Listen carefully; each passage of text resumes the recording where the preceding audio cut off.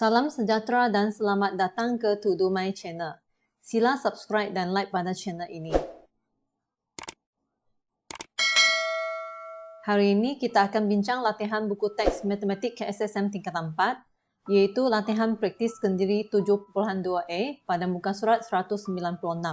Okey, mari kita mula. Soalan 1. Lukis graf laju masa berdasarkan jadual yang diberikan. Ini adalah jadual bagi soalan A.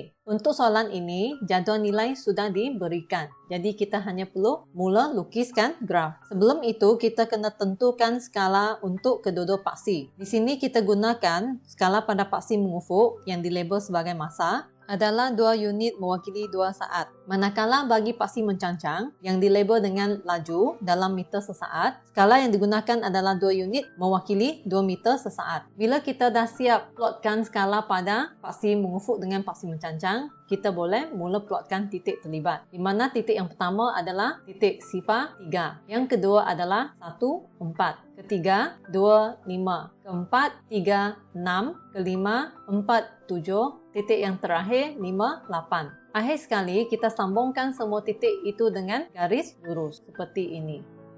Soalan B, diberi jadual nilai seperti ini. Jadi langkah pertama kita tentukan skala pada kedua-dua paksi. Untuk paksi mengufuk iaitu masa, kita ambil 2 unit mewakili 1 minit. Bagi paksi mencancang pula yang dilabel sebagai laju, kita ambil 2 unit mewakili 10 km per minit. Kemudian kita mula plotkan titik yang terlibat, di mana titik yang pertama adalah sifar 30, yang kedua adalah 1.25, ketiga 2.20, keempat 3.15, yang akhir sekali 4.10.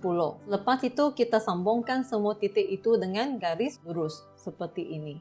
Soalan 2. Lukis suatu graf laju masa dengan membina jadual laju masa bagi persamaan berikut. Diberi V ialah laju dalam meter sesaat dan T ialah masa dalam saat. Persamaan yang terlibat untuk soalan A adalah V sama dengan 60 tolak 2T dengan julat nilai T adalah dari sifar sehingga 30.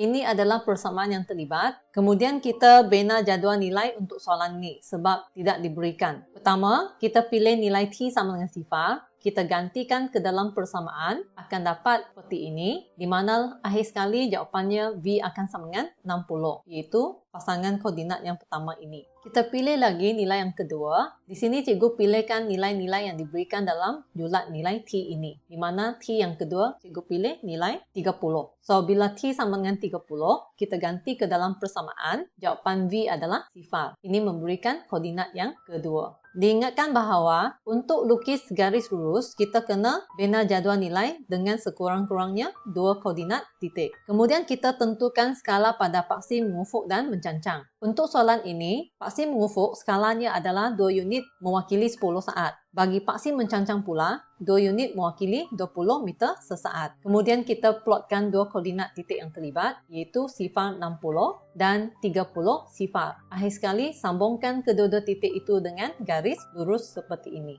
Soalan B. Persamaan adalah V sama dengan 3T, di mana julat nilai T adalah dari sifar hingga 5. Ini adalah persamaan yang diberikan dalam soalan. Langkah pertama kita bina jadual. Nilai pertama yang cikgu pilih adalah nilai sifar ini, di mana T sama dengan sifar. Ganti ke dalam persamaan yang diberi, kita akan dapat V sama dengan sifar. Nilai T yang kedua yang cikgu pilih adalah dari nilai julat ini, iaitu T sama dengan 5. Digantikan ke dalam persamaan, kita akan dapat nilai V adalah 15. Kemudian kita akan plotkan 2 koordinat titik ini pada graf. Sebelum itu, kita tentukan skala pada kedua-dua paksi. Untuk soalan ini, pada paksi mengufuk skalanya adalah 2 unit mewakili 2 saat. Bagi paksi mencancang pula, 2 unit mewakili 5 meter sesaat. Kemudian kita plotkan kedua-dua titik tersebut, iaitu koordinat sifar-sifar dan koordinat 5, 15. Akhir sekali, sambungkan kedua-dua titik itu dengan garis lurus seperti ini. Baiklah, perbincangan kita pada hari ini tamat di sini. Sekian, terima kasih.